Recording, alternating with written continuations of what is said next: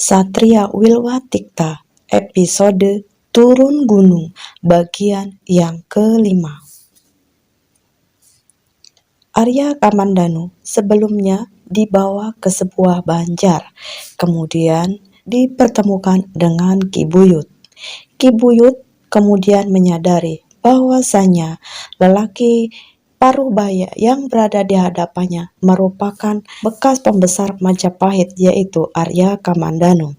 Setelah mengetahui hal itu, semua yang ada di Banjar memberi hormat kepada Arya Kamandanu.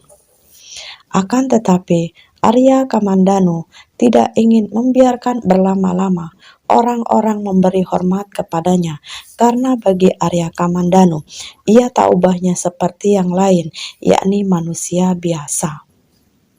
Setelah mengetahui bahwasanya Arya Kamandanu merupakan anak dari Empu Hanggareksa, Ki Jungkar, seseorang yang selama ini telah menempati tanah dari Empu Hanggareksa, mengajak Arya Kamandanu untuk singgah di rumahnya. Sementara itu Jambu Nada mengikutinya dengan langkah yang kecewa dan kesal. Jambu Nada merasa kesal terhadap Arya Kamandanu. Bagi Jambu Nada, seharusnya ia mendapatkan perlakuan yang istimewa.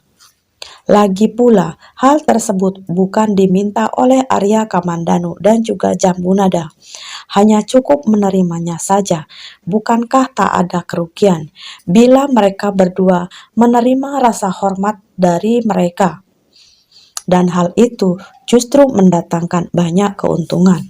Setibanya di Pondok Ki Jungkar, hubungan antara Arya Kamandanu dan Ki Jungkar semakin akrab. Mereka berdua saling berbagi cerita. Kudapan ringan pun telah disediakan oleh istri Ki Jungkar. Ki Jungkar bertanya kepada Arya Kamandanu dan Jambu Nada, apakah Ki Kamandanu dan Angger Jambu Nada hendak kembali menetap di Kurawan? Bila demikian, maka kami dan para warga akan menyiapkan pondok ini untuk Aki Kamandanu. Tidak, Ki Jungkar, sahut Arya Kamandanu. Kami tidak memiliki keinginan untuk menetap di Kurawan. Dan seandainya pun kami ingin menetap di sini, tentunya kami akan mencari lahan baru. Dikarenakan tempat ini sudah menjadi hak dari Ki Jungkar dan keluarga Ki Jungkar. Arya Kamandanu berkata. Kemudian Ki Jungkar menjawab, tidak Ki Kamandanu. Dahulu, Aki Buyut hanya menitipkan saja tanah ini kepada saya untuk dirawat. Dan jika suatu saat nanti anak-anak dari Gusti Empu Hanggareksa kembali, maka saya berkewajiban untuk menyerahkannya kepada keluarga dari Gusti Hanggareksa. Arya Kamandanu kembali tersenyum dan memandangi seseorang di hadapannya. Sudahlah Ki Jungkar, lebih baik tidak usah memikirkan hal itu. Saya sama sekali tidak ada niat untuk kembali menetap di Kurawan. Begitu juga dengan kakang saya, yaitu Kakang Arya Dwi Pangga, pun sudah merasa nyaman tinggal di Pasuruan. Dan sekarang ini semua yang sudah ada di sini sudah menjadi hak milik dari Ki Jungkar. Bila suatu saat nanti saya singgah di sini, sudilah kiranya Aki Jungkar menerima saya untuk singgah barang sebentar. Terima kasih Aki Kamandanu. Kami bersyukur atas kemurahan hati dari Aki Kamandanu. Tentu saja kami akan selalu siap menerima kapanpun Aki dan Angger singgah di sini. Ucap Aki Jungkar merasa bersyukur. Nah Jambu Nada, disinilah dulu ayahmu dilahirkan, bersama dengan uakmu yaitu Kakang Arya Dwi Pangga. Arya Kamandanu menerangkan kepada Jambu Nada putranya. Jambu Nada tersenyum tipis, serta menganggukkan kepalanya. Dari luar memang tampak Jambu Nada ini tersenyum, namun sesungguhnya hatinya tersenyum kecut. Baginya, obrolan ini tidak penting dan terasa sangat membosankan. Bagi Jambu Nada, Jika memang sudah tidak ada keperluan lagi, alangkah baiknya mereka berdua segera pergi dari kampung tersebut dan secepatnya sampai di Bukit Penampihan, di mana tempat tinggal eyangnya yaitu Dewi Tunjung Biru. Karena di sana Jambu Nada bisa bermanja-manja kepada eyangnya, tidak seperti bersama dengan ayahnya Arya Kamandanu.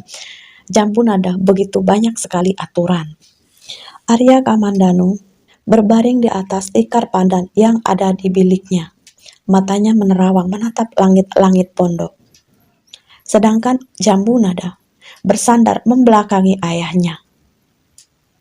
Ruangan tersebut memang jauh lebih besar dibandingkan di kaki Gunung Arjuna. Namun, tempat tersebut tidak terlawat. Begitu tampak banyak sarang laba-laba di sana.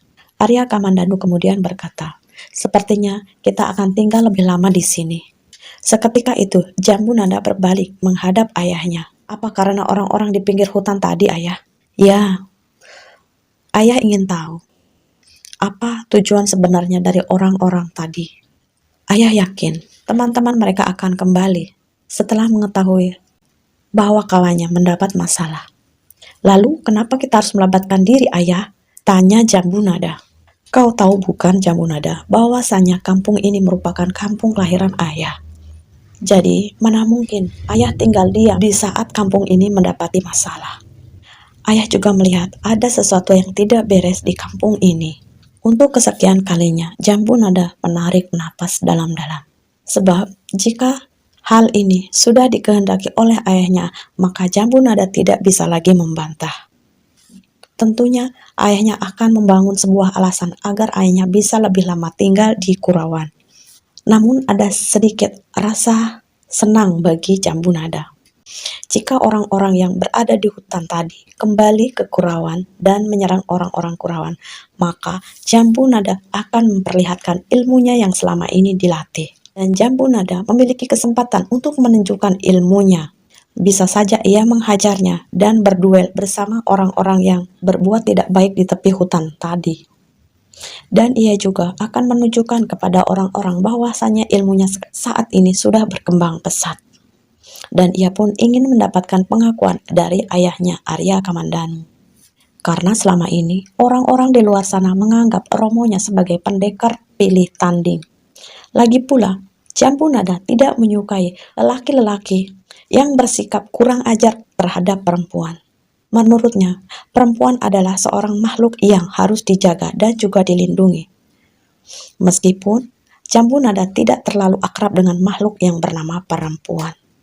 Namun, seperti kasih sayang yang diberikan eyang putrinya, dan juga murid-murid dari eyang putrinya yang rata-rata adalah perempuan, adalah contoh nyata bahwasanya perempuan memiliki jiwa penyayang dan tidak sepantasnya diperlakukan dengan kasar. Lelaki tak tahu diri saja yang suka memperlakukan wanita dengan kasar. Dan menurut Jambu Nada, lelaki kasar adalah seorang lelaki yang bodoh, yang tidak tahu diri.